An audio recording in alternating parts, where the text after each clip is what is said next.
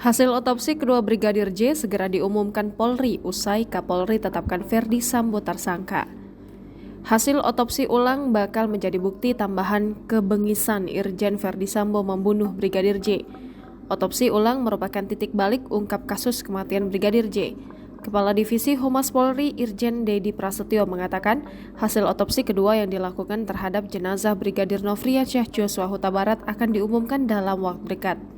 Adapun ekshumasi dan otopsi ulang terhadap jenazah Brigadir J diotopsi ulang telah dilakukan pada 27 Juli 2022.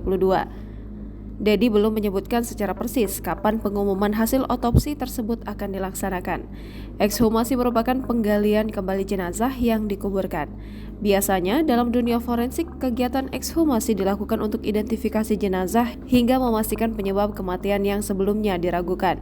Ekshumasi terhadap jenazah Brigadir J sebelumnya dilakukan atas desakan dari pihak keluarga lantaran mereka curiga atas penyebab kematian Brigadir J. Sebab polisi awalnya menjelaskan bahwa Brigadir J tewas usai terlibat baku tembak dengan Baradae atau Richard Eliezer di rumah Irjen Ferdy Sambo, Jakarta 8 Juli 2022. Namun, pihak keluarga menemukan sejumlah bekas luka selain tembakan seperti sayatan, lilitan di leher, hingga jari putus di jenazah Brigadir J.